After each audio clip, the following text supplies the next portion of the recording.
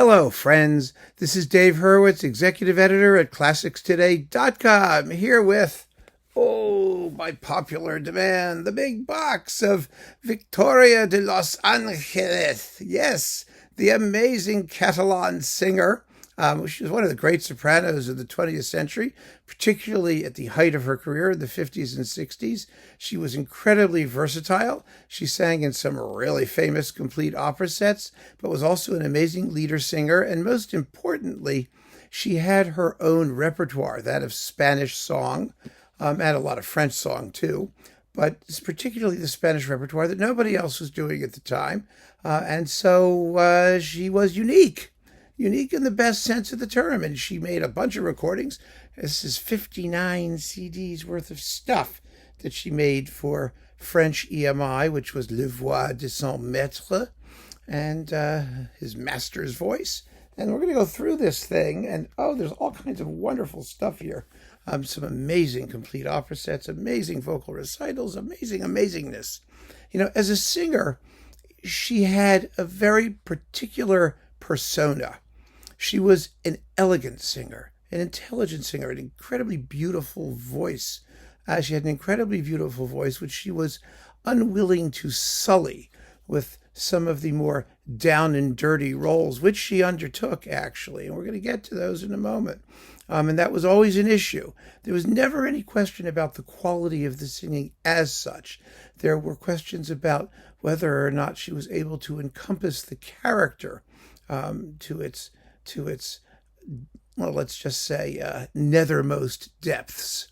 She was not a nethermost type of gal, let's say, but she was, boy, what a great singer. Love listening to her.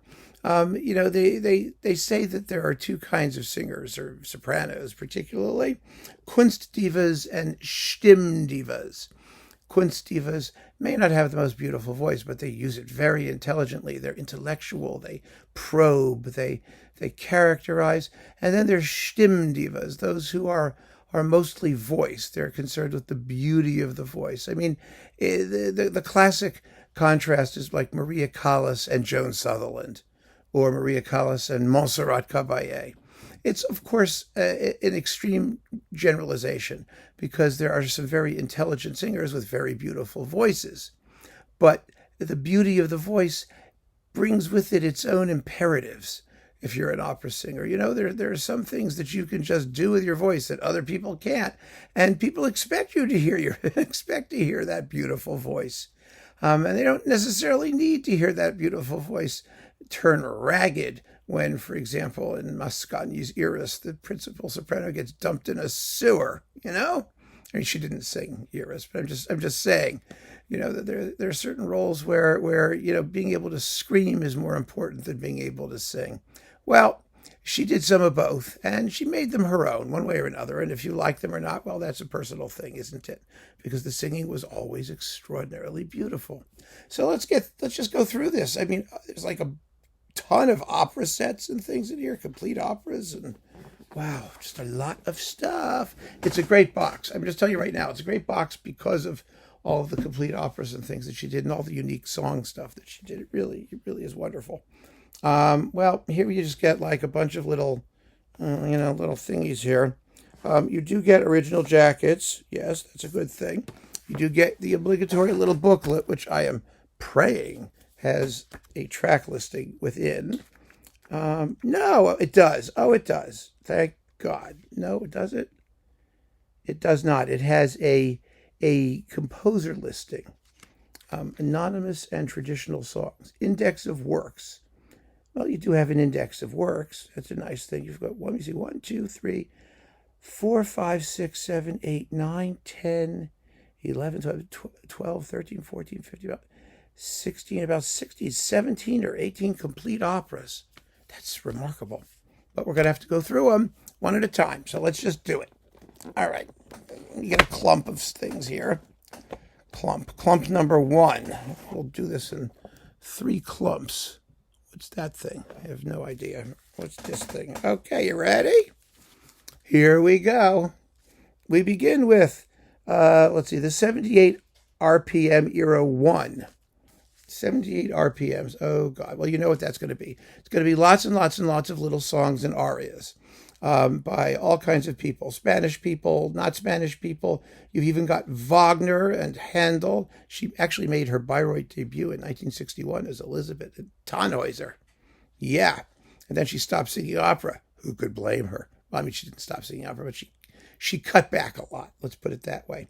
So you have 78s. Let's just get rid of the 78s because it's only 2 discs, and they're like lots of little sniglets. I think she did Fallas siete canciones populares españolas, the 7 popular Spanish songs about 500 billion times. Yes, at least. Okay, now here we go. Traditional songs of Spain. This was like her first major not 78 recording, which was done in, released in, oh my God, 1950. There we go, and 52. So you've got traditional songs of Spain, plus you've got, one of my all-time favorite things in the universe, Joaquin Turina's Canto a Sevilla. One of the greats, the Das Lied von der Erde of Spain. I've done a video about it. The best recording is on Chandos, and it's in gorgeous, gorgeous stereo. And if you don't have it, you must get it immediately. The Canto a Sevilla consists of alternating songs and instrumental tone poems, basically. And there are 1, 2, 3, 4, 5, 6, 7 of these. Four songs. Let's see, a prelude, 2 songs, another instrumental thing, 2 songs, and then a final conclusion. Oh my God, they're gorgeous. So when this came out, there weren't any other recordings of it, and there have been very few since, 3 or 4 of them maybe, but the best one by far is the one on Chandos, and you need to own it and listen to it constantly. And this is gorgeous. This is absolutely beautiful, and that was recorded it's in mono, I think 52 or 53. It's with the London Symphony under Anatole Fistulare, and wow. Yeah, for that alone, it's worth the box. I mean, you gotta have that. You just gotta have that. Okay, next we have 5 centuries of Spanish songs, and we don't have to go through all of them. It's 5 centuries of them with like lots of. Let's see, who's she accompanied by? Well, she's accompanied by somebody, and let's see. There's an instrumental ensemble for some of this stuff, and there's a pianist for some of this stuff, and there's an orchestra for some of this stuff. And it's 5 centuries of Spanish songs. Then we've got Handel. Oh, she did a lot of early music, actually, early in her career. And she did it very beautifully. And this is a couple of discs slammed together, as you can see. See the couple of discs slammed together. Handel arias from Judas Maccabeus, Acis and Galatea, Giulio Cesare, Joshua, and Mozart.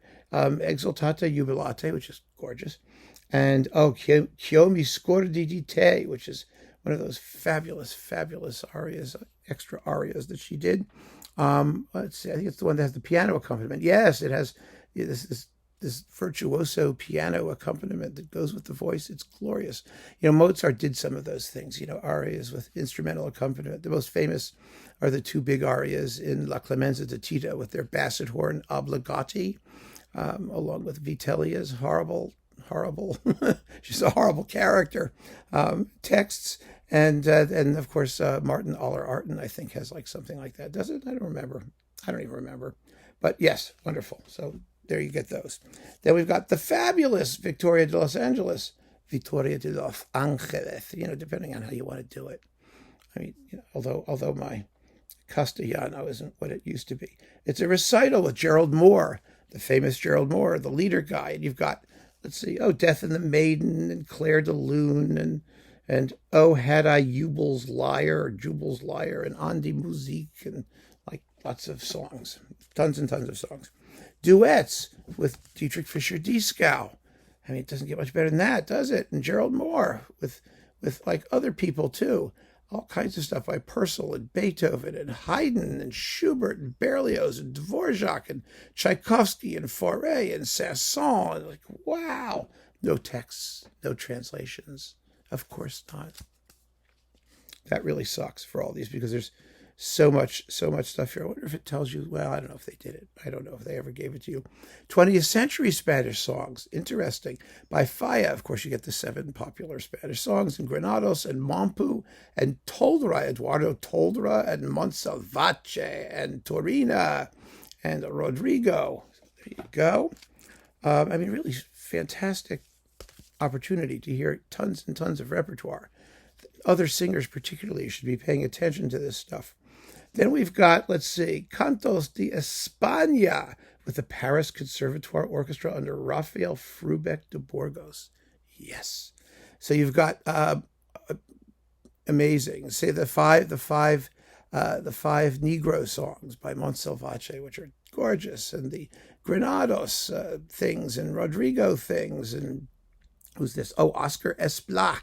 Who's also interesting. Arias from La Vida Breve by Falla and El Amor Brujo, and El Sombrero de Tres Picos, the introduction and the nocturne for some reason. Oh, I mean, yeah, because they sing in that, you know. No, never mind. I'm not going to do it. I can. Then we've got, let's see, what else have we got here? Oh, it's incredible. You should just know that the recitals come before the operas. So here we've got Ravel Scheherazade, yes, with the Paris Conservatory Orchestra under Georges Prêtre, and the 5 Mélodies Populaires Grecques, and the 2 Mélodies Hébraïques. Oh, these are wonderful songs.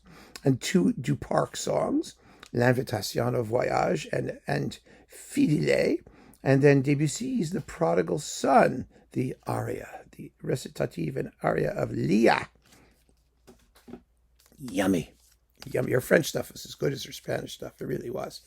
Then we've got another Victoria de Los Angeles in concert with Gerald Moore. We just know that she's in concert. Then we have A World of Song. Lots and lots of songs. This is interesting. You've got Mendelssohn, Grieg, Brahms, Dvorak, Martini, Hahn, Delibes, an Irish lullaby, Sedero. Let's see, Sebastian Iradier, Ovale, Luna, Chappé. Roberto Chappé is a good composer. Yeah, that's fun. And then we've got more songs with Gonzalo Soriano, and also Cuitins with the Orchestra de la Société des Concerts du Conservatoire. So orchestral songs and not orchestral songs, and it's a bit of the Fauré Requiem. I see they took out the Pie Jesu from the Fauré Requiem recording. Unnecessary. Just do the Fauré Requiem. Homage to Gerald Moore. Okay, well, we know what that's going to have. And,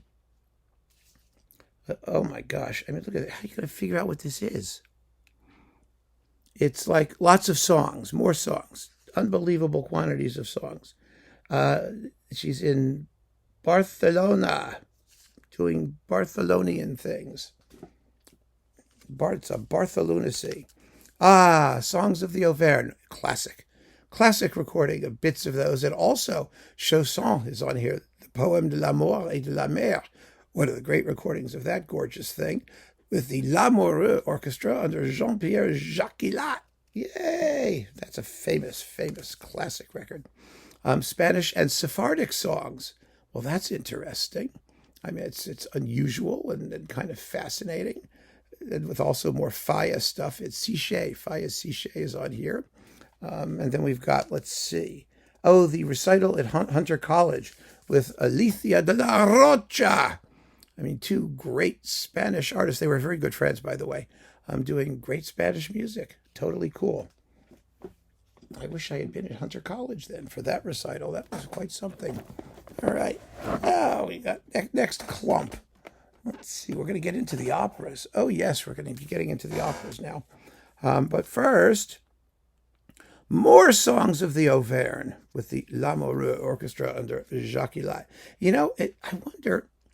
I wonder if the other songs of the Auvergne has all of these things together, because, you know, they were all recoupled. And if you have the original songs of the Auvergne without the chanson, it may have those and these, but I don't remember. I honestly don't. I have to go find it and look and check, and I'm stupid and lazy and don't feel like doing that. All right, The Barber of Seville. Well, this was one of her classic roles, and they have it like this way on 2 separate discs. So we have to find the cast. with her. The Count is Nicola Monti, and Figaro is John Obecchi. And let's see, well, Basilio is Nicola Rossi Limani, and all those other people like that. Along with the, let's see, La Scala Orchestra Sinfonica di Milano, who did that very good Mahler recently with Klaus-Peter Flor, under Tullio Serafin. Well, this is an old mono recording from 1952. Now, it was one of her famous roles. I don't think that's anyone's favorite Barbara of Seville, but, it's fun to have. Pagliacci, with Jussi Björling. Yes, her collaborations with Jussi Björling are legendary. She loved working with him, and the two of them really made a pair. They were like the Pavarotti and Frani before you had Pavarotti and Frani. So you've got this wonderful Pagliacci with Leonard Warren and Björling and De Los Angeles and Robert Merrill and the RCA Victor Orchestra under Renato Cellini. That's a cool thing. That's another mono classic, but it's a classic one. Then we've got, let me see here. Oh, my goodness. I'm going to put this clump over there so I don't knock it down. Faust. Here's Faust. You see, you get 3 CDs full of Faust. There are 2 Fausts here, mostly with the same cast, which is kind of interesting. This one is from 1953, and the same conductor, too. They're both with Cluitins, and this one is with the Orchestre et Chœur du Théâtre National de l'Opéra de Paris. Yay. And my goodness, it's with Nikolai Gedda, his young and wonderful voice, and Victoria de Los Angeles, and Boris Christoph. And, these are the Fausts to have. Frankly, this may be the best of the bunch, quite frankly. It's lovely. So there's like the Faust thing. I want to make sure I do this correctly this time. If I do this way, I'm trying to think how it's going to go best back in the box. You know what? I'll just put it back in the box. How's that for a solution? Madame Butterfly. Oh, goodness, yes, you got to have Madame Butterfly. I mean, you can never have too many of these. With Giuseppe Di Stefano and Tito Gobi with the Rome Opera House under Gianandrea Gavazzini. Oh, my goodness. She's a really good Cho-Cho-San because she was also a great Marguerite, by the way. She was the Marguerite, no question about it. And her Cho-Cho-San is very good, too, because this is the kind of role that was good for her. It was touching and sad and noble at the same time, but didn't require a lot of armpit scratching and sweating and things like that. So this is good, very, very good. Then we've got, let's see, Manon with Pierre Monteux, the classic Monteux Manon. Yes, oh, it's so lovely. This is, by the way, the Massenet Manon, not the Puccini, not Manon Lescaut, which is the other one. This is one of the great Massenet recordings in the history of the universe. Absolutely. If you could find out which orchestra it is. Oh, yes, the Théâtre National de l'Opéra Comique with Monteux and other famous people. Let's see, Henri Leguet, tenor, Michel Denz. I mean, these are all those wonderful French singers that don't exist anymore. So this is just not only a classic Manon for its, Manonitude, but also as an exemplar of the French style, which no longer exists. Although, you say that, but that doesn't mean you can't get marvelous performances. They just don't have that flavor, the idiomatic flavor. And, another classic, La Bohème. Oh, the Beecham Bohème with the amazing cast. Amazing cast. Jussi Björling, Robert Merrill, John Reardon, Giorgio Tozzi. A really, really first-class bohème that was made, actually, sort of on spur of the moment. It almost didn't happen at all with the RCA Victor Chorus and Orchestra. It is, yes, it's mono. Yes, Beecham's tempi are a little indulgent, but it is just such a schmooze fest. It's marvelous. Oh, my goodness. Is it the reference recording for La Bohème? Stay tuned. We'll find out.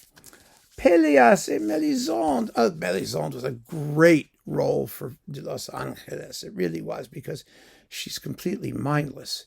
Not that De Los Angeles was mindless, but, she doesn't know where she is. She doesn't know who she is. She doesn't know what she's doing. She doesn't know why she's doing it. She just does it. Yeah.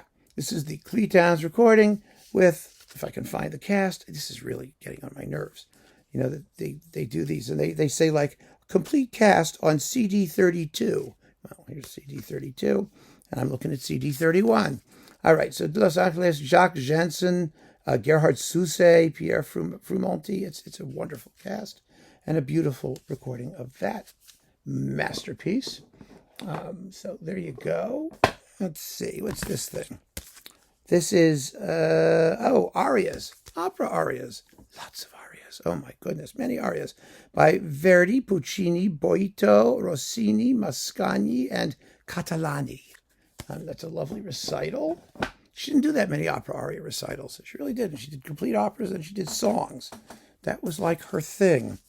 Let's see, Suor Angelica. Oh, a wonderful role for her. Another opera, where she gets to be gently saddened and drops dead. And we've got Tullio Serafin in the Rome Opera with other people singing. Oh, Fedora Barbieri is in here. So, you know who she is. And La Zia Principessa is some nasty alto or something because she's a nasty character. Oh, here's one of the great ones, Simone Boccanegra, or Simon Boccanegra. For some reason, it's in English here. Well, whatever. Simone Boccanegra. Maybe his name isn't Simone. No, it's Simone. No, it's Simon. Well, whatever his name is. There's no E. Tito Gobi, Boris Christoph, Victoria de los Angeles. Yay! With the Rome Opera under Gabriele Santini. Now, until the Abbado one came out and eclipsed all comers, this was the one to get, even though it's in mono. It's such a great opera. I mean, the plot's nonsense, but the music's great. The revised version, it became one of Verdi's, great mature operas. It was like the thing he did before, I think it was between Aida and Otello. He had some, was working on upgrading his style. And this has a lot of that. It's a mixture of the two. But, it's great. The music, the council chamber scene is worth the price of admission. It's fabulous. Then we've got Carmen with recitatives, with Beecham. It's a classic. It's a classic. But look at her here. I mean, look at this. Is that Carmen? I ask you. Is that Carmen with her lace and her long dress? Is she working in a cigarette factory during the day? Do you really think? Seriously? This is the issue with Los Angeles' career.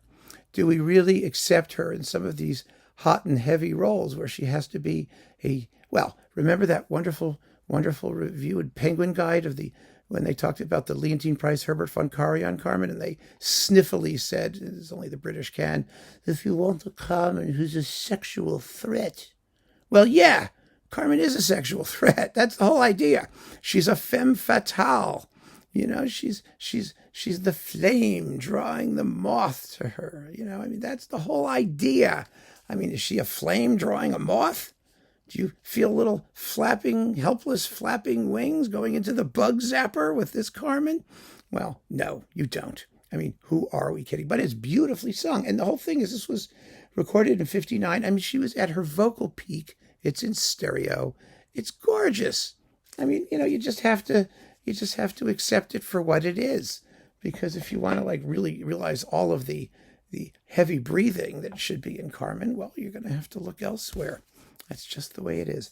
Johnny Schicchi. Okay, you get to hear her sing O Mio Babino Caro with Tito Gobi, the greatest ever Schicchi. I love this opera. The opening of it. That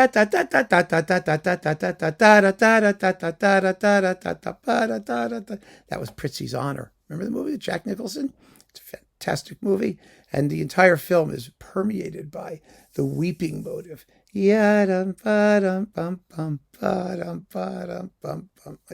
It's delicious. Anyway, she doesn't have so much to do in this opera, but except for that one aria, which is about a minute, 20 seconds long. But what the heck? It's lovely. It's a lovely performance. Then we've got, Other Faust. Yes, Faust number 2, the stereo one from 1958, with all the same people, almost all the same people, not quite, but almost, as the previous Faust. And it's also quite good. We know they can really do Faust, which is great. These Fausts are the ones to have. La Traviata. Okay. First of all, it's Victoria de los Angeles as Flora. No, I'm just kidding. Okay, so she sings Violetta, and who is Flora? Santa Chisari. Whoever heard of her? And let's see, Alfredo is Carlo Del Monte, and Giorgio is Mario Sereni. Good singers, solid singers. Not the greatest. She is not the greatest Violetta. It was a Callas role, right?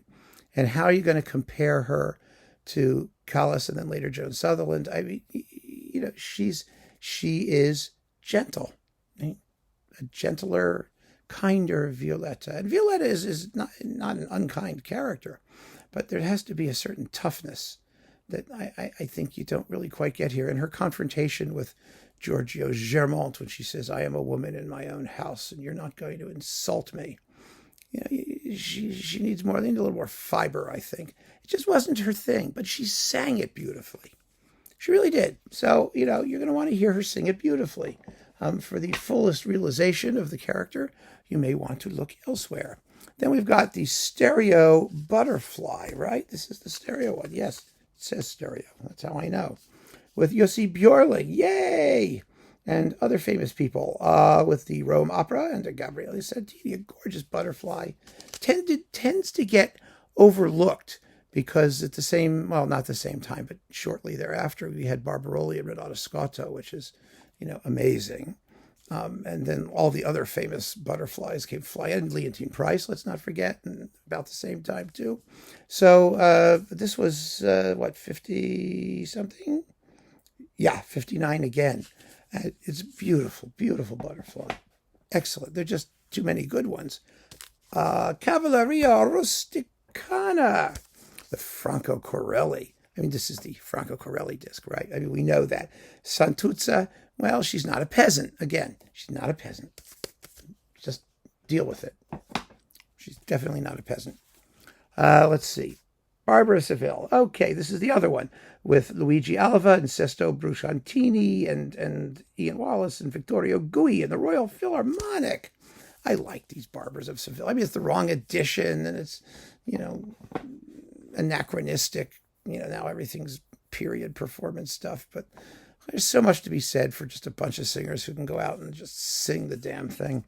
Okay, this is a piece of the Tales of Hoffmann, her act, which is Act 4, the Antonia Act, whatever the hell her name is in this, and with Nikolai Gedda and George London and wonderful singers.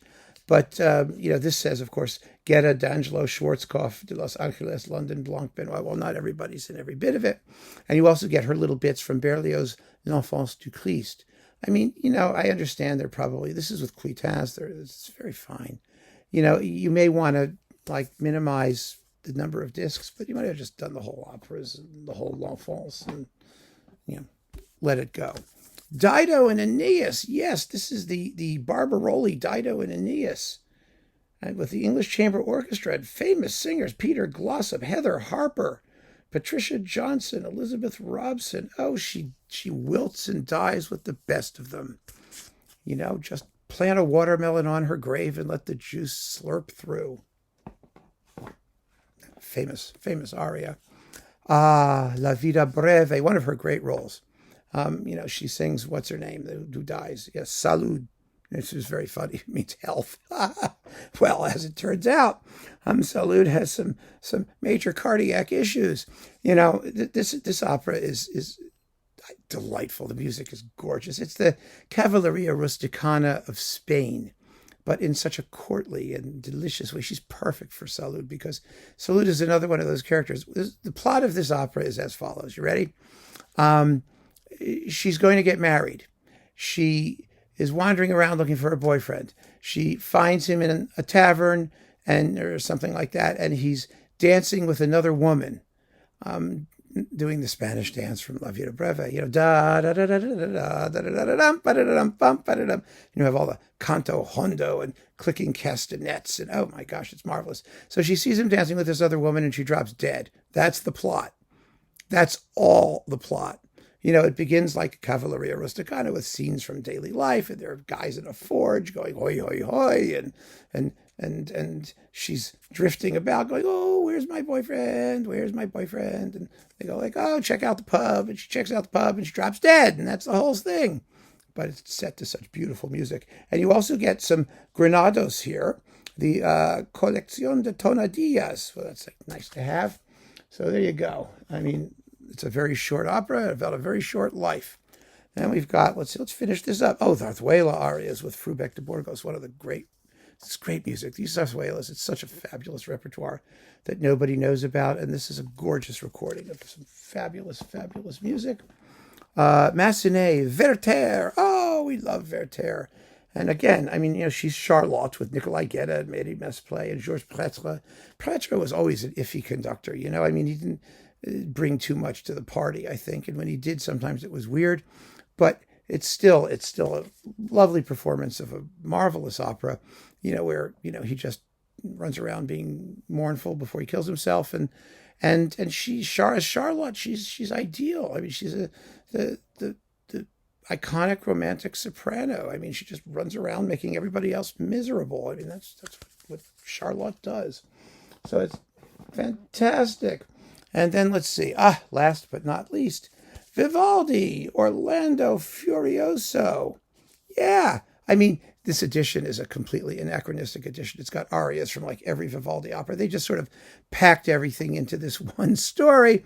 And I mean, it's Los Angeles and Marilyn Horne and Lucia Valentini Terrani. And then just a great cast. Look at that cast. Oh, my God. On Erato. And it's fantastic with Claudio Shimone. What's not to love? So there you go.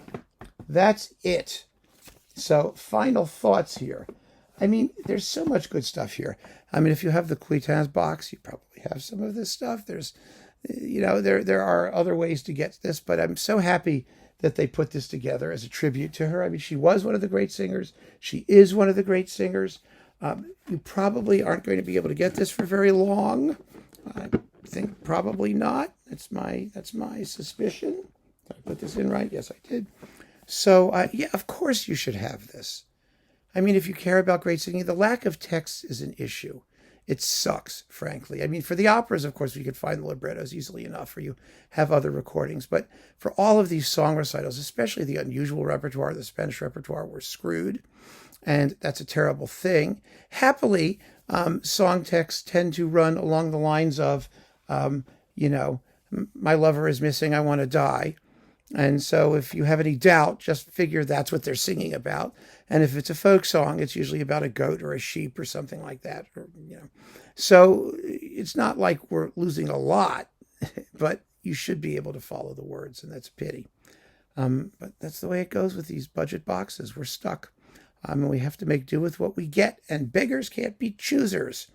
So, well, we can choose. We can choose with our feet and our wallets and not purchase. But this is a great set about a great singer. No question about it. So keep on listening, friends. Thanks for joining me. Take care.